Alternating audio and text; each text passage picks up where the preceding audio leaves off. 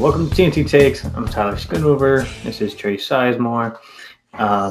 Today we'll be just talking over off-season moves, all that's gone on so far, including the draft, free agent signings, Nets moves, Heat moves, and then, of course, what we want to happen. We'll also get into our all-time. I think last pod we did our top 5 in the league right now.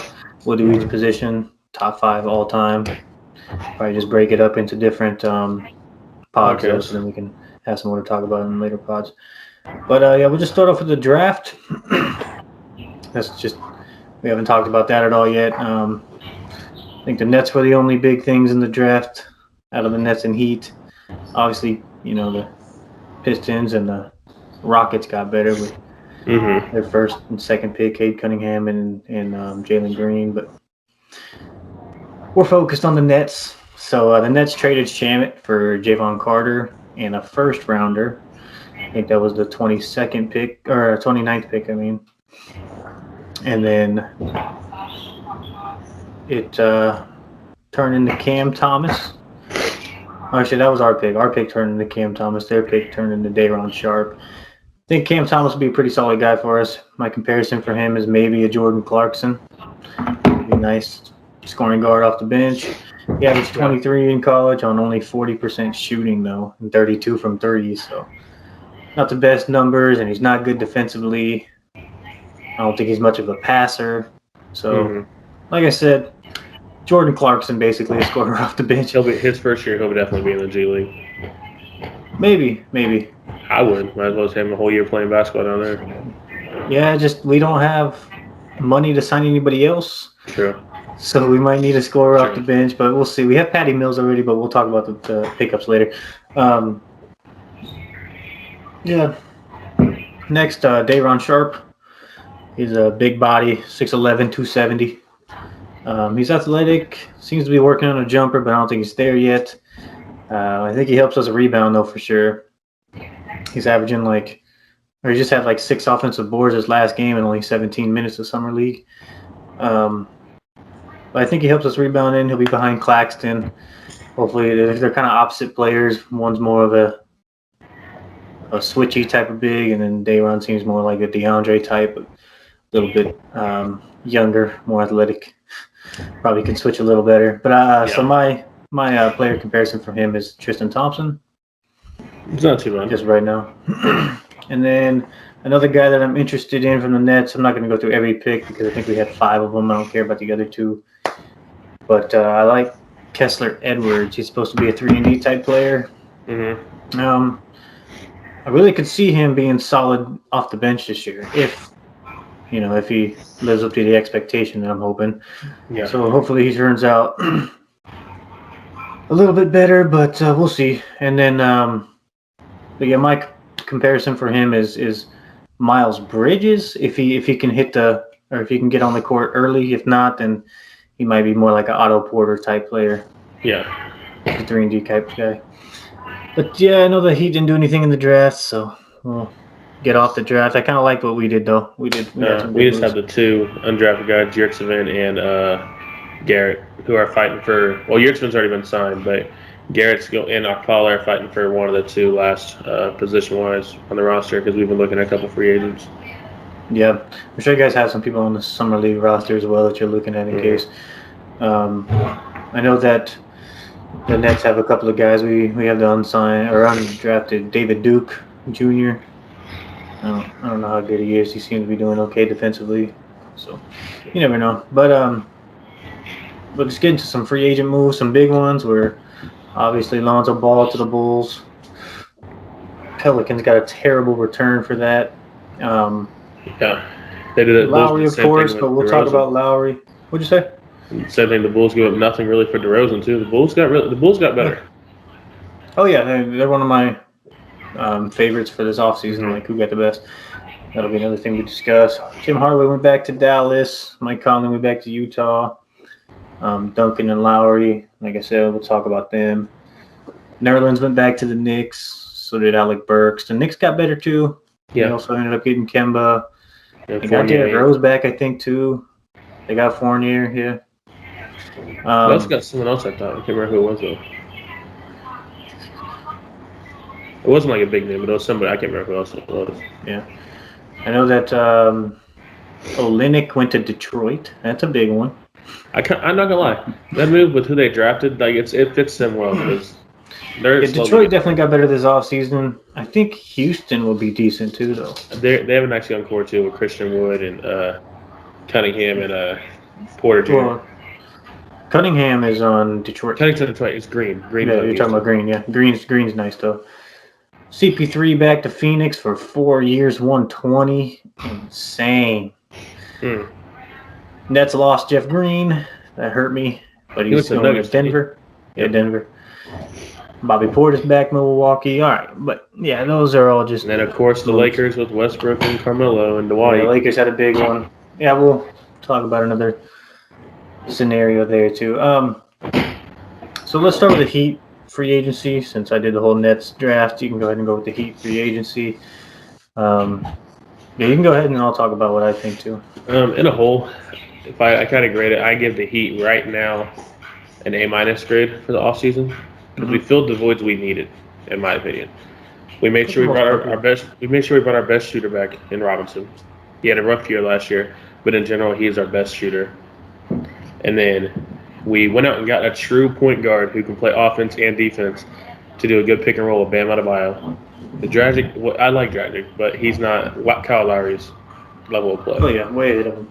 And I think Kyle Lowry, Jimmy Butler, and Bam Adebayo are going to be a solid, dangerous three because, in my opinion, the Heat right now, with their starting lineup, when Oladipo's healthy, if he comes back healthy in January, their starting lineup with Lowry, Oladipo, Butler, Tucker, and Adebayo, that's probably the best defensive lineup in the league right now. Because all of them can guard anybody besides like the guards on the bigs. But like PJ Tucker can guard anybody. I'll trust Bam on anybody. But in my opinion, the best pickup for us was PJ Tucker and Markieff Morris. Those are my two favorite pickups. We needed two guys who were going to be scrappy dogs, and we got them. Yeah, the thing that I have on here is you guys needed a 4. You guys filled that spot, which is huge. I thought it was a great signing with Kyle Lowry, especially only giving up Achiuwa and Dragic. I think the Raptors got a decent side at least. That was out of all the signing trades, that was the more both ways kind of trade. Yeah, they actually got good players back. Every other signing trade got nobodies. Yeah, we'll get to the fucking Nets Spencer Dinwiddie signing trade. Are we doing on this part right here? Are we doing who like we want them to get also, or is that later on? Yeah, we'll get into that. I just want to go over what I thought of their offseason so far, and then I'll let you decide. But yeah, so I think because Jimmy did sign that extension, right? It's a 3-year now. Yeah, not 4. Okay. I was going to say 4 years a little tough because he'll be what, 35 or 36? He's going to be 36 if it was 4 years. Yeah, okay. But yeah, I think Kyle Lowry was a great signing. I think you had to lock down Jimmy. I doubt he'd be, happy if you guys didn't give him an extension. Yeah.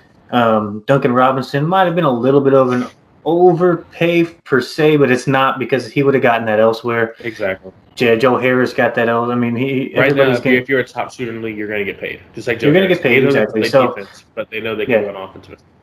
Money, what you're getting output-wise for the money isn't worth it per se, but you kind of have to do it because other people are going to do it. Because if we lost him, our only shooter is Tyler Hero. Exactly. So, and that's what I was going to say was you guys kind of gained some shooting, but at the same time, you kind of lost some shooting too. Not really because you didn't really lose anybody, but we got more spot-up shooters now who are good, like the good pop in the corner, which we didn't have last year. Kelly Olynyk was one of our best spot-up shooters, and I hate Kelly Olynyk. But I think Morris, Tucker, and even Lowry, and if Struss and Vincent end up playing, they're both spot-up shooters too. Yeah. And so, what I was saying was, what's next, though? I still think there's one thing that you guys need. There's got to be just one move because it's there, everything's there. I think that you guys maybe it's a backup 5. See, I was fine with who we have at 5. We have Adebayo, Dedmon, and Yurtseven, which Yurtseven is looking really good in the summer league. My biggest thing, who I want us to get, which he's still out there, no one's even talked to him, Wesley Matthews. He's a true 3-and-D guard. Because if Oladipo is not healthy, we need that 3-and-D guard. And Wesley Matthews last year had his worst numbers. Before that, he was averaging 14 points per game. I'm not sure what Josh Hart's value is out there, but I think I forgot about him. Yes, he was the other one I was looking at too, because he just last year averaged 9 points and 8 rebounds as a shooting guard. Yeah, he gets boards. I like him. He's one of those hustle guys that can Those jump. two I want the most because we need another point guard / shooting guard role, whichever one Hero is not playing off the bench. And I think both those fit that well for the Yep. Heat's type team.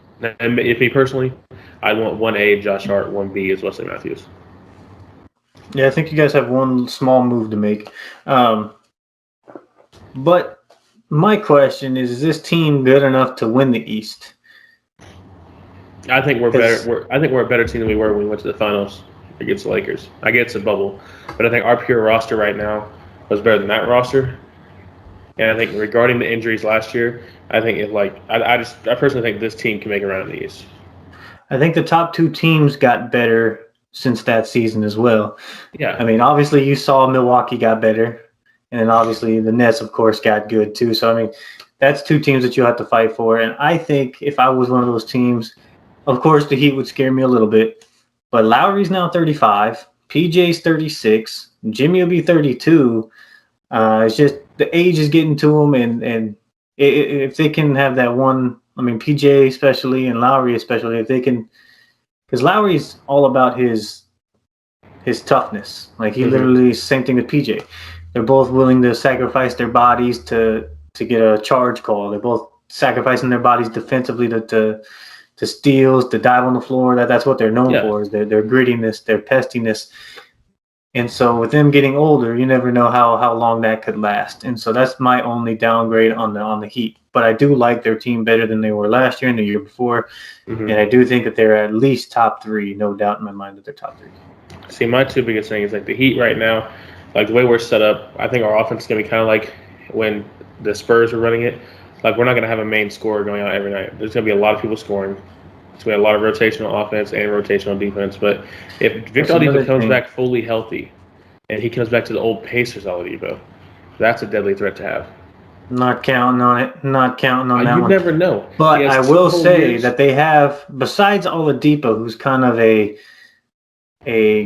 guy that needs the ball in his hands and try to score consistently. He likes to shoot a lot. He likes to put up a lot of volume shots. I mean, I think that other than him, you guys have a bunch of guys that will sacrifice. They're there just to win. Oh, yeah. Like Jimmy just wants to win. Kyle Lowry just wants to win. PJ just wants to win. Heat culture type teams who will do everything they can to win a game. And I think this year it's do or die for Tyler Hero.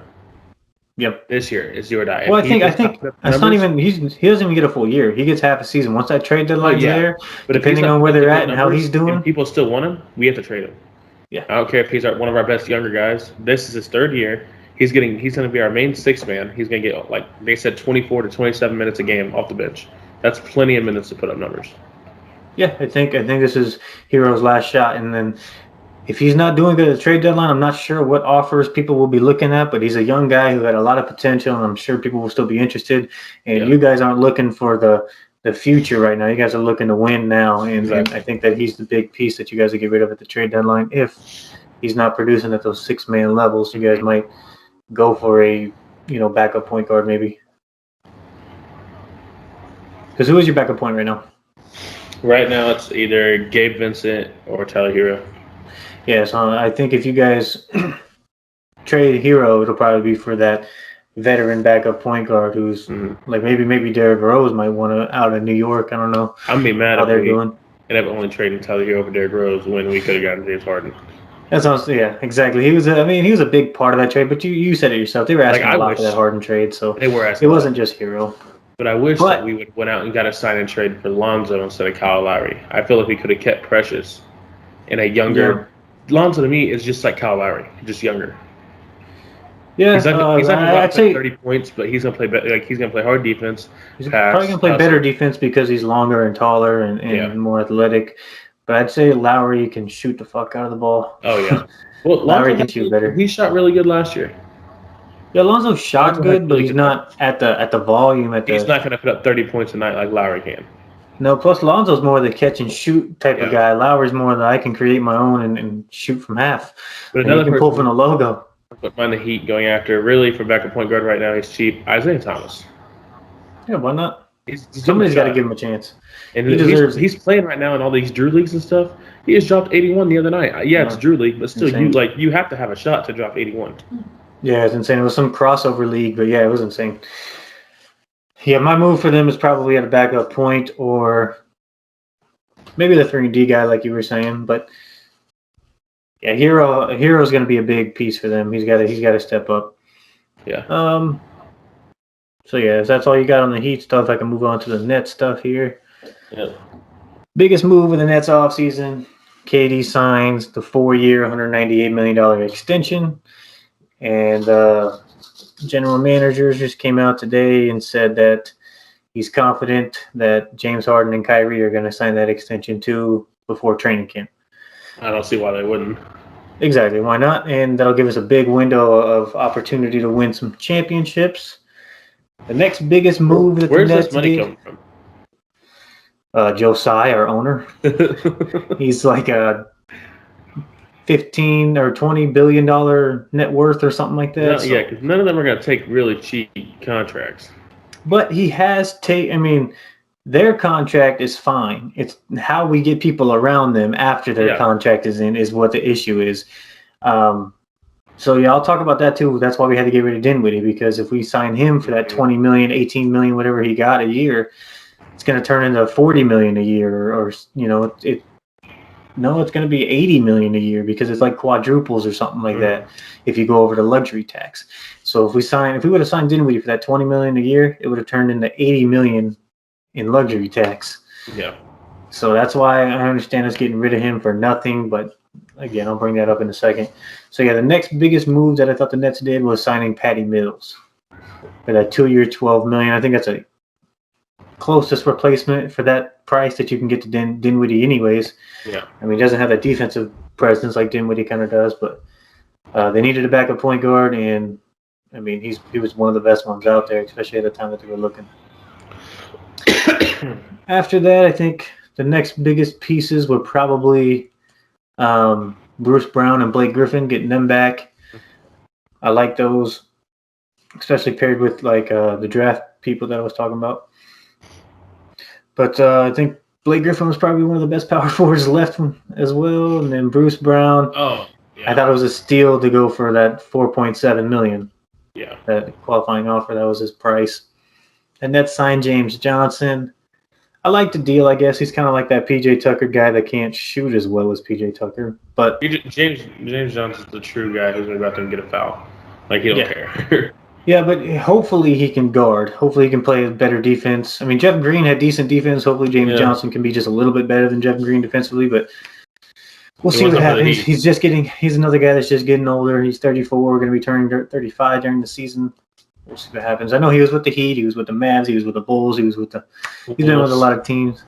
Yeah, Wolves. Yeah.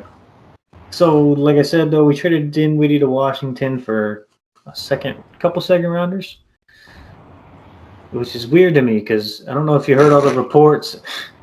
But they were talking about Kuz and KCP or Harrell, and they even came out and said that it's going to be a confusing trade. It's going to be like 6 to 8 teams or something like that. They said it at one point. I was like, oh, we're going to get somebody random. We're going to get somebody. But then all of a sudden it was just like those 5 teams. And then the Nets get the 2 second rounders. So, I mean, I was kind of upset when I heard that, but I understand it. Because like I was saying, that luxury tax, if he's going to have to pay $80 million in luxury tax, that's a much to ask of the owner. Oh, yeah. But, Nets Twitter was getting me excited during that trade rumor, so I was a little bit more excited than what actually came out. So, what'd you think of the Nets offseason? Like you said, they pretty much had to get back some of their role players that they could. And their biggest thing is they had to make sure they could keep their big 3 for a couple more years. And they did that, and they got some role players back. So I think we'll be all right. That's all they could do. I personally thought they would get more for Dinwiddie, but like you're saying, there's really nothing they could do. No, I don't think that there was much that they wanted. They really didn't want to take back money, I don't think. But I don't think we're done. I think we're going to go for another big. I think we're kind of watching the Summer League, kind of see if Day'Ron Sharpe can actually be that backup big, or if we have anybody or if Cam Thomas is ready to be that scorer off the bench. I don't know. I bet you we go after another shooter off the bench, probably JJ Redick. And then I see he's still out there? Yeah. Oh, man. Terrible defender, but he didn't get much play. He didn't get much play last year. Yeah, no, he wants to be in New York. So Nets or Knicks, but last year he didn't get much play. The year before that, he shot 45% from three and averaged almost 15 points a night. Mm-hmm. So I think that he's not far from that still. He probably can still shoot a good 38, 40% from three. Oh, yeah. All you need is someone to play like 12 minutes a game and shoot, 8 points. Yeah, exactly. I think he'll be all right, especially with all the attention on everybody else. Oh, yeah. But, yeah, I think we need him. Just a shooter. I'd take Josh Hart, of course, or I'd take – I don't know. I don't trust Wesley Matthews that much. But I really wanted Danny Green, but I had a feeling that he wasn't going to sign or go anywhere. And then the last thing that I'd like for us to do is get another backup four that can stretch the floor because I'm not too sure on James Johnson. Yeah. So I'd look at Paul Millsap for that one. That's what I was going to say for the Heat. Is another guy I meant to talk about was Paul Millsap. Was possibly filling that last big man role for us. Yeah. I just don't know what he's asking for because I'm sure if it was minimum, we would have already. I don't know if anyone's really talking to him. I haven't really heard anything about him. Yeah, he's an injury-prone guy too, so it's kind of sketchy. But I do like our lineup though. I like the Kyrie and Harden, Joe Harris, Durant, and probably Claxton or Blake. Did you see that? I can't remember who it was, but some team was trying to trade for DeAndre, but the Nets saying no because he's part of the big three. Like he's best friends with all of them, so they won't trade him. Yeah, I heard that he was discussed in a couple of trades. I think it was the whole Dinwiddie thing, but they didn't want to get rid of him because he's too close with those three or whatever. We don't want to get rid of him. I think we don't want to piss them off. I don't think it'll piss them off. I think what it is that we didn't find the deal that we wanted. He's so we were like, that's why. Like $40 million. Huh? He's owed like $40 million, isn't he? Yeah, it's $10 million a year for the next. I think he's got 2 years left this year. 2 years now.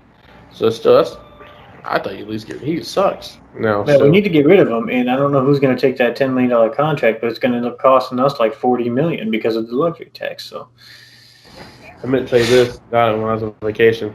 My cousin was talking to me, and he said the reason the Nets didn't beat the Bucks is because DeAndre Jordan didn't play. Yeah, that's definitely not the reason. The reason is because we had injuries. On this podcast one time and talk to you about it because you will show him how bad DeAndre Jordan actually is. Yeah. Did you see what Bruce Brown said? He came out. They talked to him, I think, at Summer League, or maybe they talked to him when he first got signed. I don't know, but somewhere they talked to him, and he was like, well, the big thing is we just all need to stay healthy. You know what would have happened if we all stayed healthy this season. So that's what I think, too, and that's what a lot of people think. But, yeah, I think we just need another four or a shooter off the bench. So now that most of the offseason moves are done, I'm sure teams still got a few more pieces to look at. Yeah. But which lineup is the best out of these? I'll have you rank them. So I have the Lakers with Westbrook, Braun, Melo, and AD. I have the Nets with Kyrie, Harden. Who's their five? Well, I'm just doing the four biggest names on the team. Okay. It's probably going to be Marc Gasol. Dwight Howard. Maybe Dwight, yeah. Or maybe they put AD at the 5, Melo at the 4, Brown at the 3, and then Horton Tucker. No, they just signed somebody. Bazemore. Malik Monk. Oh, Malik Monk. They got Malik Monk. Or they still have Macklemore, I guess. But yeah, they can figure something out because they're going to need more shooters around Westbrook and LeBron. But yeah, so there's the Lakers, there's the Nets with Kyrie, Harden, Durant, and Blake. There's the Heat with Lowry, Oladipo, Butler, and Bam. Lonzo, Levine, DeRozan, Vucevic. Bucks, Holiday, Middleton, Giannis, and it was tough for me to find a fourth, but I threw Lopez's ass in there. Could throw Bobby Portis. And then, of course, you got the Nuggets with Murray, Porter, Aaron Gordon, and Jokic, and then the Warriors with Curry, Clay, Draymond, and Wiseman. I don't know. Okay, so you put 6 teams up there? Yeah, put 7. I put 7 that have a decent 4, you know? Okay, so you put the Warriors, Lakers, Nuggets, Nets, Heat, Lakers, Bulls, and Bucks. And Bucks, okay. My number. Are we saying that everybody's healthy or like what they are right now? Everybody's healthy. It's like going into the season. Everybody's healthy. All right. In my opinion, number 7. Everybody's healthy. I gotta say Nuggets are my number 7. Okay. You don't see Porter making even a bigger jump? I think Porter does, but everybody's healthy. The names about on the list are just a little bit above what Jokic, Murray, and I'm not a big fan of Aaron Gordon. I'm not. He's Yep. like a Draymond Green Yeah, type yeah. player. No, Aaron Gordon's a big drop off. They have Jeff Green there. That's probably just as good. Yeah. But he's not a 4. I mean, he's not like they're a 4 like everybody else has. But And then so wait. You're going number 7 as the Nuggets. I'm gonna go number 7 as. I'm just gonna go off of how I think their record is gonna be this year as that team. Like if you look at all these teams, I think the worst record out of all these teams is probably going to be the Bulls. okay, see, I have Bulls as the next one. I like their 4 a little bit more. I do like their 4, but I don't like the rest of them. If we're my full team, I'll flip it because the Nuggets bench is better. If we're just doing the 4, I'm going Bulls at 6. I'm gonna go Bulls at 7, and then I'm gonna go Nuggets at 6. Who's your And 5? then at 5, I'm putting the Warriors. Curry, Clay, Draymond, and Wiseman. They have Wiggins too. They have Wiggins for now. Tough at because So take Wiggins Curry instead of Wiseman. alone. So Curry, Clay, Wiggins, Draymond. The Bucks, we got the Warriors with the Lakers, the Heat, and the Nets left. They're not going to be better than those You have to 5 put the teams. Warriors. You have to put the Warriors. Or those 4 teams. I don't want to, but you have to put the Warriors there. And then my next one is actually the Bucks. Yeah, I agree. Bucks, just because they're 4th, isn't like other teams' 4 week. Because Brook Lopez isn't. He's solid, but he's not a top 4. No, he's not. So you got a number 3. My number 3 is the Lakers. Okay. I have the Heat just because you don't know what Oladipo's going to do. Mm-hmm. He's such a big question mark. He could be out the whole season after 2 games, after a month of the season. I don't know. I just don't trust Oladipo at all, so I have them at 3rd. Yeah, and then I have the Lakers at 2 and the Nets at 1. The Heat and Nets at 1. I just think that the Lakers. It's not even the Nets 4. It's just that Nets 3 that makes it so ridiculous. But I guess Westbrook, Braun, and AD against Kyrie, Harden, and Durant, that's crazy. But I think Kyrie's better than Westbrook, and I think right now Durant is better than LeBron, and I think Harden, I mean, not defensively or as a big, but Harden is better than AD as a whole just because I just think Harden is the top 6 player in the league, probably. Yeah. AD after last season, I guess you can put him at maybe top 11. So, yeah. But, yeah, that's how I'd have it, too. I think the Nets still have the best stars. Yeah. Teamed up. So, I think we got just this ending left here. Top 5 of all time. We're just going to do – I mean, we can go through them all if you want because we're going to be getting into football here soon anyways. So we might as well. Yeah, we can just get on with it. Only 30 minutes into this pod anyways. So let's start with point guard. You have a list out? I would just switch it off like we have 5, 4, 3, 2, 1, or just my 5-year 5. Since we're doing them all, we can do it like we did with the top 5 in the league. One of us can go first, and then we'll explain who we have, and then we'll the next person will do the next position. I'll let you start with point guards. Okay, so I'm gonna start with number 5. My number 5 is Steve Nash. Number 4, I have John Stockton. Number 3, I have Isaiah Thomas. Number 2, I have Steph Curry. And then number 1, I have Magic Johnson. And while we're on this subject real quick, I know that they brought it up on one of the ESPN shows. And they asked Stephen A., how does Steph get above Magic? I think it's super close. I don't have a problem with people putting Steph over him right now. Just because of what Steph has done for the game and how much he has changed the game and how his game is he's the best shooter of all time. But Stephen A. said Steph has to three-peat to be above Magic. And I was like, that is a huge task. Wow. That is insane. Yeah. He has to three-peat just to be above Magic Johnson. Me personally, my list has Steph 1, Magic 2. Uh-huh. Yeah, I mean, I don't understand how that has to be that drastic. It's not that big of And a also, jump. me personally, I'm a huge Jason Kidd fan, and I want to put Jason Kidd in my top 5. I want to put him in that 5 spot just because all around. I have him tied with Chris Paul in that 6th spot. I've had a 3-way tie between Paul, Oscar Robinson, and Kidd. I just saw that Kidd didn't have any MVPs. So who was your 4? My 4 was John Stockton. 3 was Isaiah. 2 was. Yeah. So, yeah, go ahead and go with yours then. My 5. Mine was like, it was tough between Steve Nash, Jason Kidd. Steve Nash, Jason Kidd. But I have to give it to Steve Nash just because of the MVPs. His career numbers, his MVPs. And his numbers, yes. And then 4, I have Isaiah Thomas. 3, I have Stockton. 2, I have Magic. 1, I have Curry. Yeah. Yeah, so I had Stockton. I mean, you could put Stockton above Isaiah. It's just the championships for Isaiah. Mm-hmm. It's tough to take away from him. But Stockton just is a true point guard. That dude could shoot the 3. He leads the league in assists by so much that it's going to be so hard for anybody to ever catch him. Oh, yeah. And so that's just another reason why I had Stockton up there. You want to go with your list for shooting guards then? Yeah, I can go ahead and do that. See, shooting guard was like, there's like the right there, and then there's like the bottom part. Yeah, I know. You know the top 3, 4. I mean, I guess I knew the top 5, but that 5 and after is really tough, actually. But I knew the top 3, obviously, and then my 4, I think, is obvious, but maybe right. not. My top 5, my personal top 5.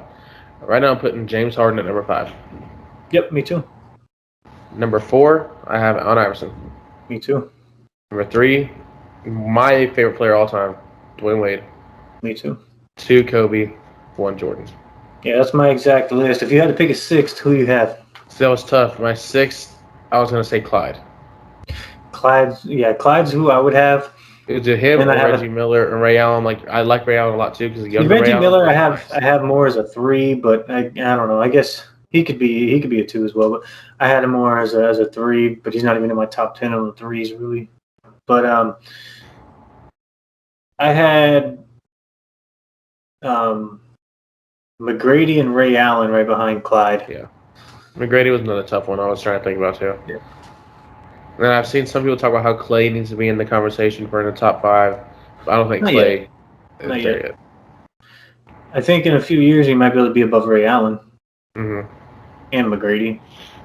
But you can't put him above Harden, AI, Wade, Kobe, or MJ. You just can't. Yeah. Right now, the 4 of Jordan, Kobe, Dwayne Wade, and AI, there's no passing that. Yeah, and I think Harden has made a case to be that 5th spot. Oh, yeah. I don't see... There's some people saying that. I've seen a lot of people, like, on TikTok. I follow a lot of sports pages. And a lot of them, I saw one just a couple weeks ago. They were saying that how James Harden is the 3rd best all time. He's already passed Dwayne Wade and Allen Iverson. And I don't think he's passed Dwayne Wade in general. He's got to at least make a finals first. Yeah. That's what I'm saying. I was like, okay, he's got the MVP, but he hasn't made it to where... I get AI don't have a ring, but AI made teams. AI made it. Yeah, and he was carrying teams with nobody. Until he got teamed up with All right, James Harden will get his first ring this year. No worries. No, he's not. All right, small forwards. My 6th was like Worthy, Elgin Baylor. It's kind of like that category for my 6th. Mm-hmm. My number 5. This is actually this order is this position I have the most current NBA players in. So I actually have Kawhi in at number 5. Because I think that, I mean, you can put somebody above him, but I just think that he's defensively, offensively, if you're going to put Pippen in the top 5, which I have Pippen at number 4, yeah, I think Kawhi deserves to be in that 5 spot. Okay, so Pippen number 4, KD number 3, Larry Bird number 2, and LeBron number 1. Yep, that was my same exact list. Yeah, LeBron, okay. Yep. Yeah. I was debating still Kawhi or Pippen, but I think Pippen's just a little bit above Kawhi because of his accolades that Kawhi don't have. Yep. That's the only reason why I have him above him. That's another thing, though, that I think of with LeBron and MJ, that argument. When you think of MJ, you think of Scottie Pippen. Mm-hmm. You don't just think of, like, LeBron. You think of LeBron. You think of LeBron carrying teams to the finals. You think of him. Yeah. You know, I mean, he might lose in the finals, which, of course, it's never. I mean, if you look at the stats, it's not because of him, except maybe 2011. But yeah, I think that's another reason why I think LeBron is better than MJ. But that's a discussion for another day. I was seeing a Before thing we saying move that on, the Lakers this year, they're like, oh, this team's washed and everything. They're all old. And someone was like, okay, so if they win a championship, does that mean like LeBron carried a washed team like he's one of the best? They're like, no, it's a super team. Like you cannot say it's a washed team and a super team. You cannot say that. According to everybody, or according to those haters that always have to find a way about LeBron James, none of his rings should count. Yeah. So I mean, even if he goes and wins one this year, it doesn't count because he has a super team. Back in Miami, he had a super team, so those don't count. When he went back to Cleveland and won one, Kyrie saved him in Game 7. They came back from 3-1. It's because Draymond got suspended and Kyrie bailed him out to win the game. That's why he won that one. That's not on him, so that doesn't count either. And then, of course, the one in the bubble doesn't count because, well, yeah, but also a super team in Miami. But, yeah. And then the bubble, yeah, that's a Mickey Mouse ring. That doesn't count. So. It just doesn't matter what he does. It doesn't matter who he has on his team. If he wins one, it's just going to be, it doesn't count because of this. Exactly. Doesn't count because of this. So it just, old heads can't get over MJ's the greatest. Just like that thing that I tagged you in on Facebook with that moron He's compared LeBron to Brett Favre. Like, out of every quarterback, Brett Favre. Exactly. He's the Brett Favre of the NBA. Numbers, the guy did not say one thing back. No, because he's an idiot. All right, before we move on to power forwards, I have a question. Is Giannis a top 5 power forward already? See, this is where I had Giannis in my top 5. I don't think he's quite there yet. I had him at my 5. Actually, I do. I do have him at my 5. And I didn't have him at my 5 until he won that ring. Once he won that ring, I was like, okay, I'm not, because the guys that I had right there with him was Pau Gasol, Anthony Davis, and Charles Barkley. Mm-hmm. Pau Gasol had a good career. I mean, if Giannis lost to the Nets this year, I'm putting Pau Gasol in that 5 spot. Yep. But since Giannis won, I moved him up there. I had Pau Gasol at my 6, and I had Giannis at like the 6A, whatever. My 5 before Giannis was Barkley. Yeah, Barkley. I get you don't have a ring, but he still was dirty when he was playing. I don't like him as a commentator, but he was still a good ball player. I don't know if you heard when he came out and said that stuff too about LeBron. You see what Richard Jefferson was saying back then? Yeah, I was going to bring that up. That was so funny because he was talking about how, LeBron didn't have to struggle. It's the struggle that makes you great, and stuff like that. And I'm like, how did he not struggle for his first 8 years in Cleveland when his best player was Mo Williams? Exactly. And they're saying like that's part of a suit. They said, look at the All-Stars he's had. And it says Mo Williams was like one All-Star. I'm like, he had one All-Star. And Ilgauskas had 2-time All-Star in the 8 years he was there. Don't put them up there with Dwayne Wade and all them. Look at the Hall of Famers that LeBron has played in the finals compared to who Michael had got to play. Michael played not like 3 teams. Like even like the Mavs when they had Dirk, the team they had with Mary and Kidd, that was still a really good, well-rounded team. Yeah, and they were taking out everybody that year. They took out the Lakers that year. Yeah, they took out the Thunder. Yeah, they took out the Spurs. They were taking out teams. Yeah, they were taking out good teams. So yeah, they were a good team, but the Heat should have won that year. They should have. Yeah. So, I mean, I understand people knocking LeBron for that one because he had a terrible finals. But that was also his it wasn't his first finals, but his first finals was a ass-kicking by the Spurs. Oh, yeah. All right, so power forwards. We both have Giannis at 5. Number 4. This is where it started getting tough for me. Like, I'm not gonna lie. I think we had the same 5. Players, it just might be different orders. Those players, we had the same players for sure. All right, so who's your 4? I put Karl Malone as 4. I put Karl Malone as my 4. Okay. And then my number 3, I put Dirk Nowitzki. See, my number 3, I put Kevin Garnett. Okay, my number 2 is Kevin Garnett. My 2 is Dirk. My 1's Tim Duncan. My number 1's Tim Duncan as well. I think I like Dirk a little more than KG. And I think his story about how he won that last ring that he did, I like it a lot. So I don't know. I'm just a Dirk fan. Yep, I like Dirk a lot. I think that he also was one of the guys he was one of the original stretch fours. He changed the game. So he's one of the most influential players for sure. Yeah, brought a lot of the Europeans over. Basically, a lot of teams are now drafting people from other countries. A lot of reasons because of him. All right, centers. This is one of the stacked ones, in my opinion. It was hard to put a top 5 for centers. So who do you have out of the top 5 or close to that edge, or who do you have down there? See, I had ones that were close. I had David Robinson, who was close. David Robinson's in my top 10. Yeah, I have Patrick Ewing, who was good. Patrick Ewing's on the edge. I have him at 6. In general, I know his career wasn't great at the ending, but prime Dwight Howard was at in the top 10. And then you have Alonzo Mourning still in the top 10. There's a lot of good centers. I think it was just Dwight's fall off that hurt him. He fell off so fast and so early. He went from great to nothing. There wasn't. It went from great to just because he went from those Magic days to then Lakers. His Laker days and then his Houston days and then it's just went way down from there. If he would have had a steady decline, I think that he would have had a really good chance of being in the top 5. I think people forget how good his numbers kind of were for the Lakers. I think he still was 17-12 or but it's not the 25 and 13 he was putting on with the Magic, which you're not going to. No, but he also that was when everybody realized he's kind of soft. Yeah, he started playing pretty soft, especially in Houston. He just I don't know because in Houston he was 15-12 his first year, and then 12-10, and then it just went way down after that. It's it seemed like when he was younger playing with the Magic, he played a lot harder. Yeah. And then when he left, he didn't. Yeah, I think that he kind of had some sort of mental issue probably when he came in, left Orlando and had that kind of a mental block when he came to LA, and I don't think he ever got over it until it was too late for his age to keep up with it. Plus, the game was kind of turning to where you have to be able to shoot. Yeah. And his defense was more of a liability on any guy who was stretching the floor because he was more of a paint protector.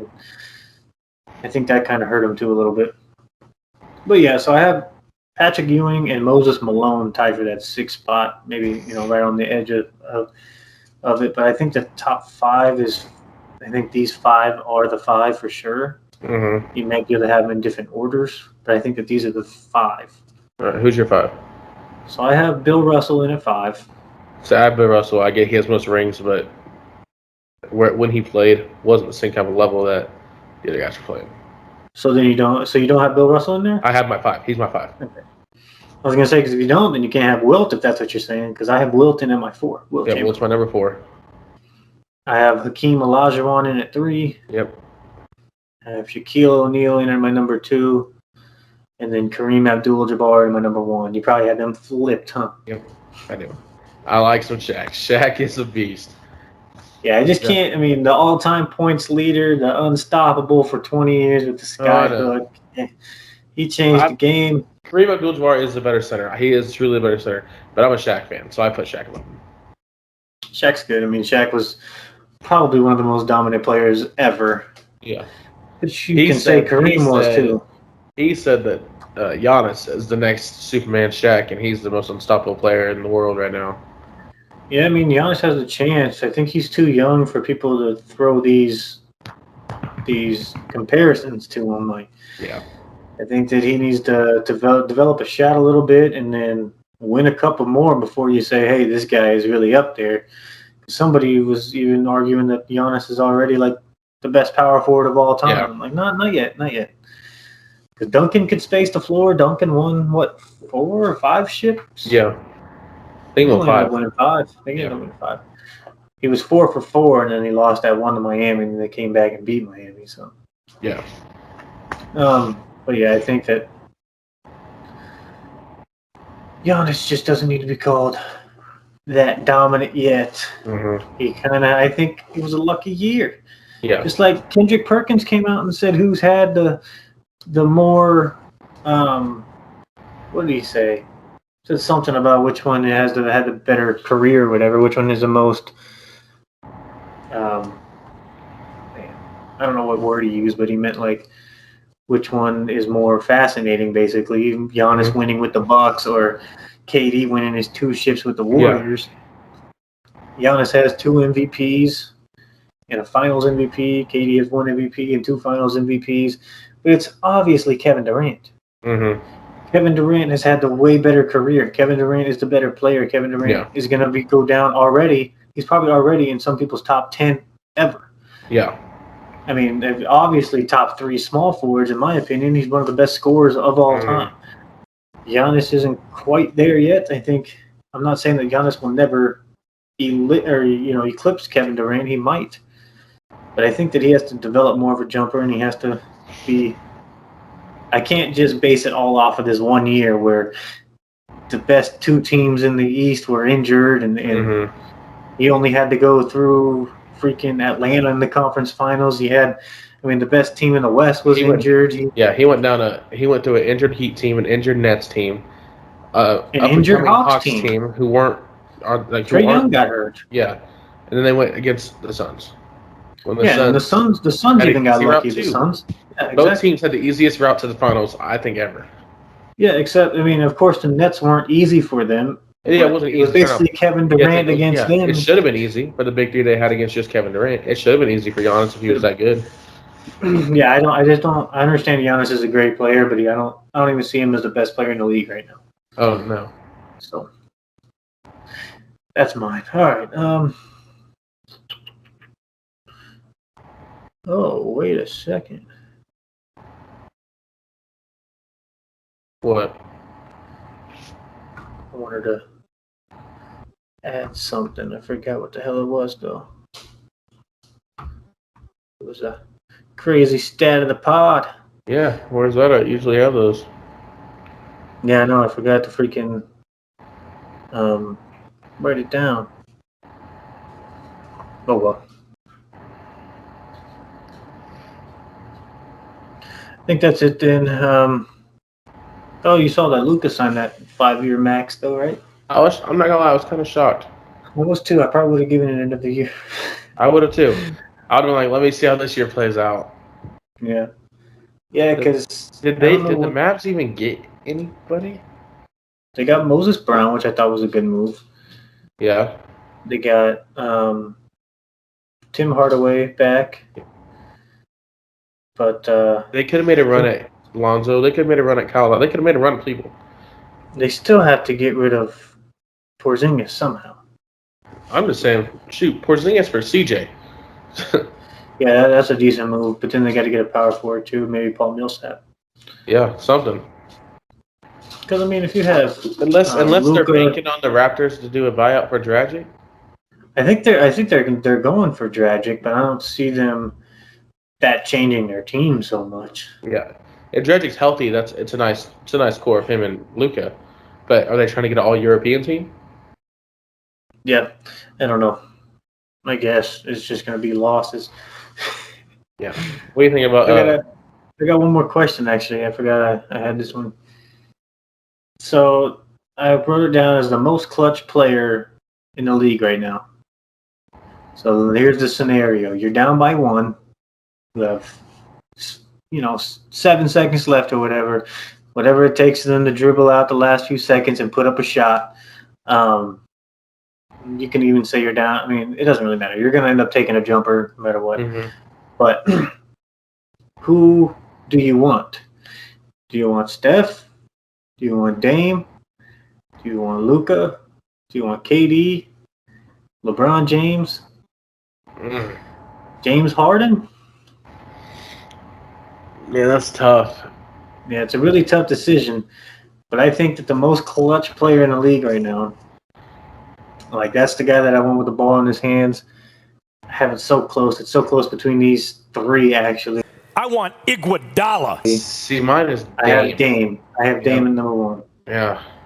And then I have KD, and then I have Luka. Luka is right there, man. See, I have KD and then Curry. Okay. Curry's forward, and then I have Harden and then LeBron, just because LeBron's If I see the LeBron's point, clutch. if I see Easy. 1 point, I'll put LeBron up there just to give me a layup. Yep. He can get to the basket and get fouled, but James Harden too. He gets fouled so easily. You see, the NBA is going to stop those Harden fouls where you're not allowed to lean into players on offense anymore. But James Harden doesn't. His pump fakes get them to where they jump at him and he does it. Yeah, it's But not. you Yeah, don't really James go to Harden's them. fouls Yeah. are not against the rules. I hated him when he was on the Nets, obviously, but they just weren't against the rules. Like when the guy's defending him and he's like doing this to reach for the ball, James Harden just goes that extra step and gets underneath it, and then his arm is on his arm, so they call it a foul. That's not the redirecting of your shot. And then lean into him and shoot. But no, he literally shoots. They fall for it, and then they're on him. Yeah, the one that gets me is when you're going off a screen and then you stop and jump into the guy that's running around the screen. Those are the ones that piss me off. Mm-hmm. Like Luka does it, or the pump fake where they jump into him. Yep. Luka does it. Trae Young does it, and then somebody else that does it all the time. Steph does it. Yeah, they do that pump fake, and then the guy just jumps, and even if they're in legal guarding position, they just jump into their chest, and it's a foul every time. So they're going to have to stop that. But yeah, most clutch player in the league right now, we both agree it's Dame. Mm-hmm. And then you got Curry as the second most clutch? No, I had KD, then Curry. Okay. Yeah, I got KD as the second most clutch, and then I think Luka. I think Luka's clutches. Yeah. But yeah. All right, we'll end the pot on that one, though. That was a good ending. I think next week we'll definitely do an NFL pod. I have it all set up. We're just going to talk about the Chiefs and Eagles and then go over some preseason probably. I'm making a substitution on my team we drafted. I'm cutting Dr. Tardif and putting Traymon Smith there. Traymon Smith took over the right guard position against Tardif. Mm-hmm. Yeah, freaking dropping one of the shitty corners and taking Steven Nelson.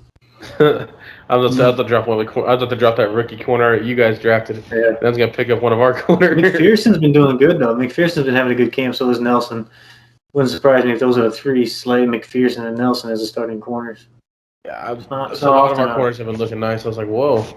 All right. Well, yeah, we'll get to that one next week. Sounds good. Mm-hmm.